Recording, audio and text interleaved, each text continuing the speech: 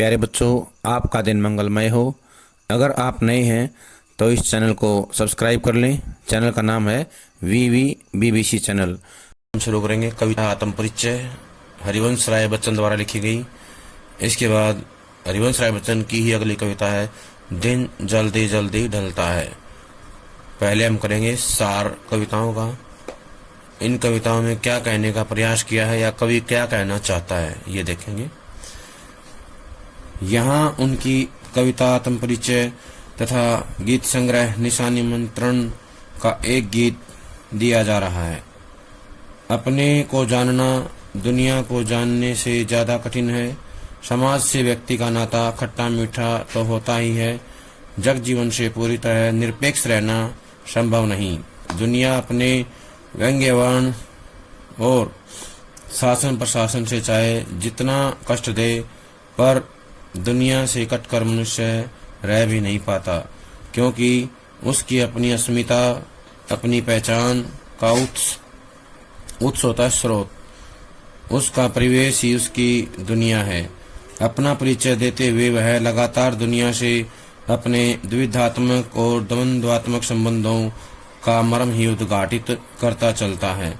और पूरी कविता का सारांश एक पंक्ति में यह बनता है कि दुनिया से मेरा संबंध प्रतिकलह का है। मेरा जीवन विरुद्धों का सामंजस्य है।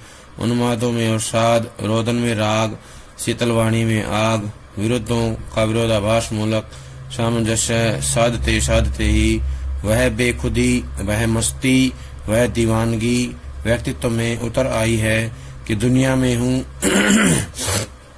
दुनिया का तलबगार नहीं हूँ, बाजार से गुजर रहा हूँ, खरीदार नहीं हूँ।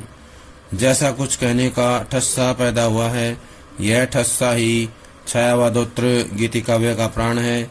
किसी असंभव आदर्श अर्थात यूटोपिया की तलाश में सारी दुनिया ठुकराकर उस भाव से दुनिया से इन्हें कोई वास्ता नहीं है। प्रतिकलह का यही वितान और विरोधाभास का यह विग्रह इन्हें दूर टिमटिमाते तारे की अबूझ रहस्यात्मकता से लहालौट रखता है। निशा निमंत्रण से उद्धृत गीत में प्रकृति के दैनिक परिवर्तनशीलता के संदर्भ में प्राणी वर्ग, विशेषकर मनुष्य के धड़कते हृदय को छूने की काव्यात्मक कोशिश है। ये जो निशा निमंत्रण है, निशा निमंत्रण से जो है एक गीत लिया गया है। निशा निमंत्रण से एक गीत उद्धृत है और उस गीत के बारे में बताया गया है, उसका सार है ये। इसमें कहा गया है कि जो मनुष्य है, प्राणी वर्ग में विशेषकर मनुष्य है, उसके धड़कते हृदय को सुनने की काव्यात्मक कोशिश है। बहुत ही सरल सर्वानुभूत बिंबों के जरिए यह गीत उसका एक बेहतर नमूना है। किसी प्रिय आलंबन या विषय से भावी साक्षात्कार का आश्वासन ही हमारे प्रयास के पगों की गति में चंचल तेजी भर सकता है। अन्यथा हम स्थिरता और फिर जड़ता को प्राप्त होने के अभिषिप्त हो जाते हैं। गीत इस बड़े सत्य के साथ समय के गुजरते जाने के एहसास में लक्ष्य प्राप्ति के लिए कुछ कर गुजरने का जज्बा भी लिए हुए है। इस कविता में जो है ये सार था। यहाँ से जुड़े हुए कुछ क्वेश्चन हैं, एग्जाम में आ सकते हैं, वो देखें। पहला तो ये आएगा, आत्म परिचय किसके द्वारा लिखी गई कविता है? तो बताना हरिवंश राय बच्चन। एक गीत किसके द्वारा लिखी गई है? हरिवंश राय बच्चन द्वारा। किस संग्रह से ली गई है? निशा निमंत्रण। निशा निमंत्रण से ली गई है। किससे निरपेक्ष नहीं रह सकते या संभव नहीं है? जग जीवन। जग जीवन से पूरी तरह निरपेक्ष रहना क्या है? संभव नहीं है। जग जीवन से पूरी तरह निरपेक्ष रहना संभव नहीं है। किसका नाता खट्टा मीठा होता है? कवि का या मनुष्य का? मनुष्य का जो है दुनिया से नाता जो है या समाज से व्यक्ति का नाता खट्टा मीठा होता है। समाज से व्यक्ति का नाता खट्टा मीठा ही होता है। खट्टा मीठा का मतलब होता है जीवन में कुछ अच्छे अनुभव होते हैं, कुछ जो है बुरे अनुभव होते हैं, इनको मिलाकर के हमारा जीवन बनता है। किससे कटकर मनुष्य नहीं रह सकता? दुनिया से कटकर मनुष्य नहीं रह सकता। अपना परिचय देते हुए कवि ने क्या बताने का प्रयास किया है, किसके बारे में बताने का प्रयास किया है? अपने द्विधात्मक और द्वंद्वात्मक संबंधों का मर्म। कवि ने अपने द्विधात्मक और द्वंद्वात्मक संबंधों का मर्म जो है उद्घाटित करने का प्रयास किया है या उद्घाटित करता चलता है। कविता का सारांश एक पंक्ति में क्या बनता है? दुनिया से मेरा संबंध प्रतिकला का है, मेरा जीवन विरुद्धों का सामंजस्य है। मेरा जीवन जो है क्या है? विरुद्धों का सामंजस्य है और मेरा संबंध प्रतिकला का है। ये दिखाए गए हैं। उन्मादों में अवसाद, रोदन में राग, शीतलवाणी में आग, विरुद्धों का विरोधाभास मूलक सामंजस्य। साथ ही साथ क्या है? बेखुदी आ जाती है, वह मस्ती, वह दीवानगी, वह दीवानगी व्यक्तित्व में उतराई है कि दुनिया में हूँ, दुनिया तलबगार नहीं हूँ, बाजार से गुजर रहा हूँ, खरीदार नहीं हूँ। ये कवि ने दिखाने का प्रयास किया है। किसी ऐसे आदर्श को क्या बोलते हैं? यूटोपिया। क्या बोलते हैं? यूटोपिया। छायावादोत्तर काव्य का प्राण क्या है? ठस्सा। क्या है? छायावादोत्तर काव्य का प्राण जो है ठस्सा है। कहानी कहने की जो शैली है या जो उसका तरीका है वो कहलाता है। कोई भी बात कहनी है। प्रतिकला का यही वितान विरोधाभास का विग्रह ने दो टिमोटमारे तारे की अबुझ रहस्यात्मकता से लालौट रखता है। ठीक है। वितान और विरोधाभास किसका है? प्रतिकला का। किसका है? वितान और विरोधाभास प्रतिकला का है। निशा निमंत्रण गीत में क्या बताया गया है? दैनिक परिवर्तनशीलता के संदर्भ में। किसके बारे में? प्रकृति के दैनिक परिवर्तनशीलता के संदर्भ में बताया गया है। विशेषकर मनुष्य के बारे में, विशेषकर मनुष्य के धड़कते हृदय को सुनने की काव्यात्मक कोशिश है। अगला है किसी अगोचर सत्य की रूहानी छुअन महसूस करा देना बच्चन की जो है अलग विशेषता है। किसी अगोचर सत्य के दर्शन या सत्य की रूहानी छुअन महसूस करा देना बच्चन जी की अलग विशेषता है, यानी कि उनकी एक खास बात है कि वो जो है किसी अगोचर सत्य की रूहानी छुअन महसूस करा देते हैं। अगला है किसी प्रिय आलम्बन या विषय के भावी साक्षात्कार का आश्वासन ही हमारे प्रयास के पगों की गति में चंचलता या चंचल तेजी भर सकता है। क्या भर सकता है? किसी प्रिय आलम्बन या विषय के भावी साक्षात्कार का आश्वासन। किसी प्रिय आलम्बन या विषय से भावी साक्षात्कार का आलम्बन जो है हमारे प्रयास के पगों की गति में चंचल तेजी भर सकता है। आगे है गीत इस बड़े सत्य के साथ समय के गुजरते जाने के एहसास में लक्ष्य प्राप्ति के लिए कुछ कर गुजरने का जज्बा भी लिए हुए है। गीत जो है अपने साथ क्या करने का जज्बा लिए हुए है? लक्ष्य प्राप्ति के लिए कुछ कर गुजरने का, लक्ष्य प्राप्ति के लिए कुछ कर गुजरने का जज्बा लिए हुए है। अब करेंगे हम जीवन परिचय। हरिवंश राय बच्चन का जो जन्म है 1907 में इलाहाबाद में हुआ। कब हुआ? 1907 इलाहाबाद। प्रमुख रचनाएं हैं मधुशाला 1935 में प्रकाशित हुई, मधुबाला 1938 में, मधुकलश 1938 में प्रकाशित हुई। निशा निमंत्रण, एकांत संगीत, आकुल अंतर, मिलनियामिनी, सतरंगिणी, आरती और अंगारे, नए पुराने झरोखे, टूटी फूटी कड़ियां, ये है काव्य संग्रह। इनमें से कोई भी रचना आ जाती है तो बताना है ये काव्य विधा की जो है रचनाएं हैं या काव्य संग्रह हैं। जैसे आ जाए आरती और अंगारे किस विधा की रचना है तो बताना है काव्य।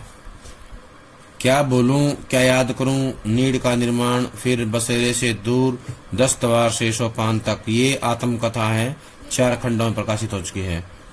हरिवंश राय बच्चन की आत्मकथा। हेमलेट, जनगीता, मैकबेथ, ये अंग्रेजी की रचनाएं हैं। इनका हिंदी में अनुवाद किया गया है। हिंदी में अनुवाद किया है इन्होंने। प्रवासी की डायरी, ये डायरी विधा की रचना है। उनका पूरा वांग्मय बच्चन ग्रंथावली के नाम से 10 खंडों में प्रकाशित हो चुका है। निधन सन 2003 में मुंबई में हुआ।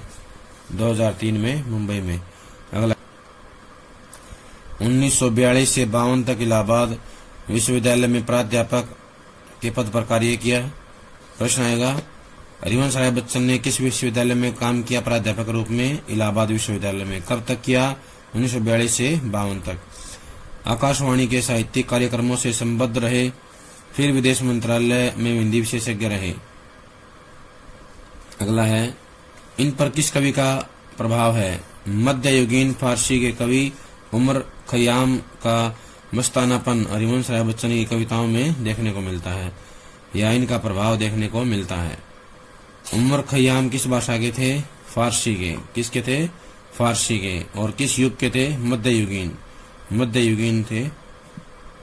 अगला है, प्रश्न आएगा कि हरिवंश राय बच्चन को किस वाद का प्रवर्तक माना जाता है? तो ना हालावाद।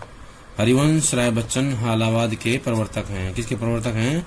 हालावाद के प्रवर्तक हैं हरिवंश राय बच्चन। अब हम करेंगे व्याख्या। मैं जग जीवन का भार लिए फिरता हूँ, फिर भी जीवन में प्यार लिए फिरता हूँ। कवि कहता है कि जग जीवन अर्थात सांसारिक जो बाधाएं हैं, सांसारिक जो उत्तरदायित्व हैं, मैं अपने जीवन में सांसारिक बाधाओं को, सांसारिक कष्टों को, दुखों को जो है लिए घूमता रहता हूँ, या दुखों का बोझ अपने जीवन में, बार माने होता है बोझ, जग माने संसार, जीवन माने जिंदगी। मैं जो है अपने जीवन में, या मैं मेरे जीवन में सांसारिक दायित्वों का बोझ, बाधाओं या कष्टों का बोझ जो है लिए घूमता रहता हूँ, फिर भी जीवन में प्यार लिए फिरता हूँ। कभी कहता है कि मेरे जीवन में इतने दुख हैं, कष्ट हैं, पीड़ाएं हैं, फिर भी जो है मैं अपने जीवन में प्यार लेकर के घूमता रहता हूँ, प्रेम लेकर के घूमता रहता हूँ।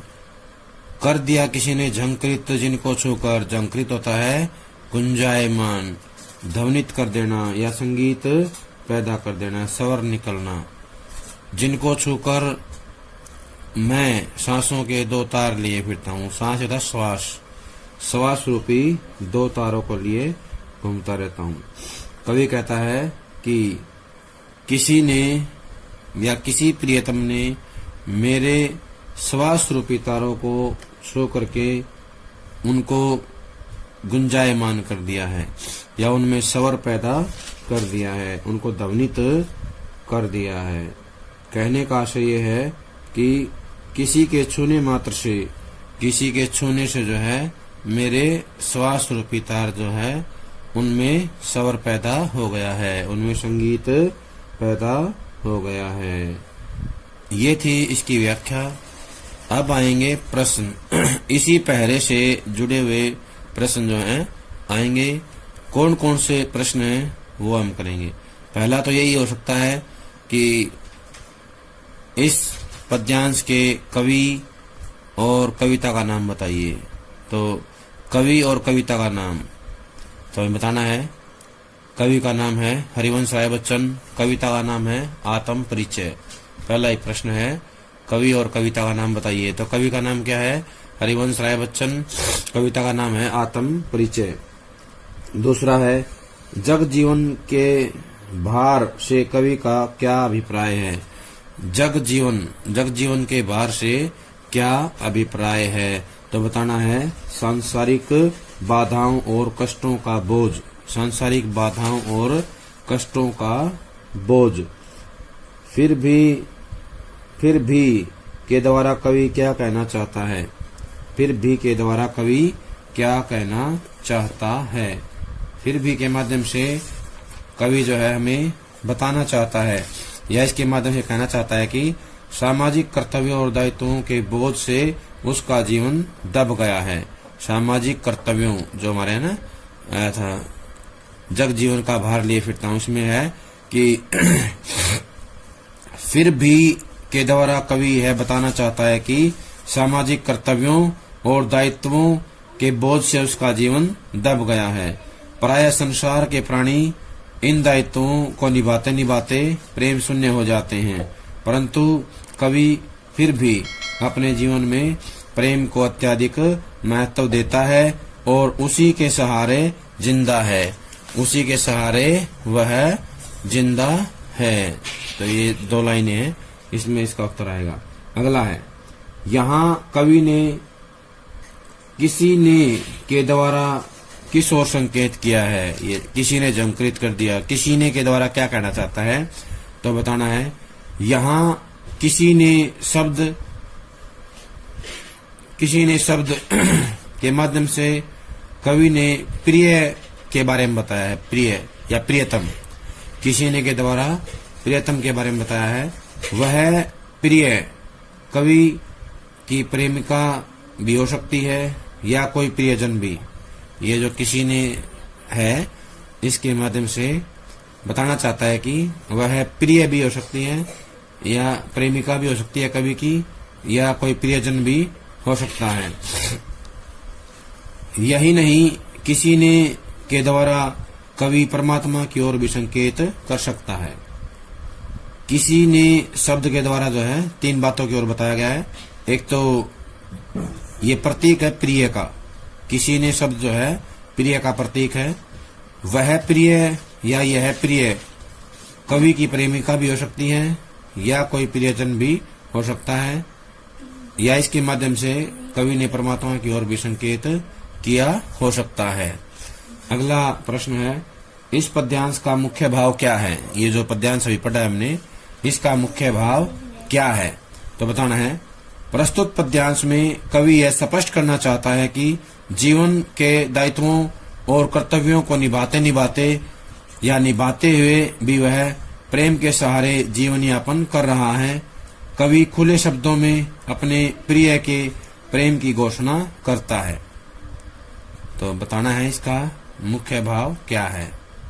तो एक बार दोबारा सुने, पद्यांश का मुख्य भाव, कवि ये बताना चाहता है, स्पष्ट करना चाहता है कि जीवन के दायित्वों और कर्तव्यों को निभाते हुए भी वह प्रेम के सहारे जीवन यापन कर रहा है। कवि खुले शब्दों में अपने प्रिय के प्रेम की घोषणा करता है। अगले काव्यांश की परिभाषा, ये व्याख्या देखते हैं। मैं सने सुरा का पान किया करता हूँ, मैं कभी न जग का ध्यान किया करता हूँ। जग पूछ रहा उनको जो जग की गाते, मैं अपने मन का गान किया करता हूँ। तो इसकी व्याख्या देखें। मैं स्नेह सुरा होता है प्रेम रूपी मदिरा। स्नेह माने प्रेम, सुरा माने मदिरा। मैं प्रेम रूपी मदिरा का पान माने पीता। मैं जो है प्रेम रूपी मदिरा को पीता रहता हूँ या उसका पान करता रहता हूँ। मैं कभी न जग का ध्यान किया करता हूँ, और मैं कभी भी जग माने संसार, मैं कभी संसार की परवाह नहीं करता हूँ। इस संसार की कोई चिंता नहीं करता हूँ। संसार में जो दुख है, कष्ट है, पीड़ाएं हैं या बाधाएं मेरे जीवन में आती हैं, तो मैं उनका कभी ध्यान नहीं करता हूँ। जग पूछ रहा उनको, इस संसार में उन लोगों को पूछा जाता है, उन लोगों को महत्व दिया जाता है जो जग की गाते, यानी जो संसार की प्रशंसा करते हैं, इस संसार की स्तुति करते हैं। मैं अपने मन का गान किया करता हूँ। कभी कहता है कि मैं तो अपने मन में आने वाले भावों का ही गान किया करता हूँ। कहने का आशय यह है कि मैं अपने मन में आए गीतों को ही गाता रहता हूँ। इस संसार की कोई चिंता नहीं करता हूँ, कोई प्रशंसा नहीं करता हूँ। अब हम करते हैं इस पद्यांश से जुड़े हुए प्रश्न। पहला प्रश्न तो ये होगा,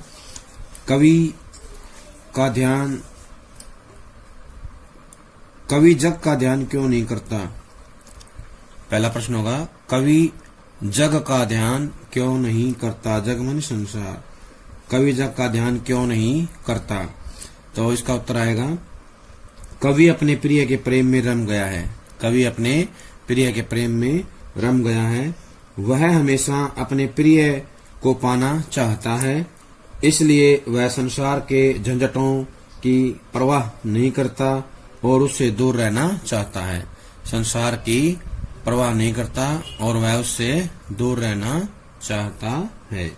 अगला प्रश्न है, सने सुरा से कवि का क्या आशय है। सने सुरा का अर्थ होता है प्रेम रूपी मदिरा, और कवि ने बताया है कि सने सुरा का मतलब है प्रेम की मस्ती अथवा प्यार का दीवानापन। प्रेम की मस्ती अथवा प्यार का दीवानापन। कवि हमेशा प्रेम की मस्ती का पान करता रहता है, इसलिए उसे संसार की कोई चिंता नहीं है। संसार की उसे कोई चिंता नहीं है। अगला प्रश्न है, जग किसको पूछता है? जग किसको पूछता है तो बताना है। यह संसार केवल उसी को पूछता है जो उसकी चिंता करता है। यहाँ कवि ये कहना चाहता है कि सांसारिक प्राणी केवल उसी व्यक्ति को महत्व देता है जो अपनी कविताओं में सांसारिक बातों का वर्णन करते हैं। यानी कि उसी व्यक्ति को महत्व दिया जाता है जो अपनी कविताओं में सांसारिक बातों का वर्णन करते हैं। अगला प्रश्न है, कवि ने अपने गीतों में किस प्रकार के भावों को व्यक्त किया है? यानी कौन से भाव जो है उसमें आते हैं तो बताना है। कवि अपने गीतों में स्वच्छंद प्रेम की भावनाओं को व्यक्त करता है। स्वच्छंद प्रेम की भावनाओं को व्यक्त करता है। कवि हमेशा प्रेम की मस्ती में डूबा रहता है। कवि हमेशा प्रेम की मस्ती में डूबा रहता है। इस पद्यांश में किस प्रकार की भाषा का प्रयोग किया गया है? ये जो पद्यांश है इस पद्यांश में कवि ने सहज, सरल, तत्समनिष्ठ तथा संगीतात्मक भाषा का प्रयोग किया है। सरल, सहज, तत्समनिष्ठ एवं संगीतात्मक भाषा का प्रयोग किया है। प्यारे बच्चों, ये थी हमारी कविता की वीडियो। जब तक अगली वीडियो आती है तब तक इनको याद कर लें। सभी का बहुत बहुत धन्यवाद।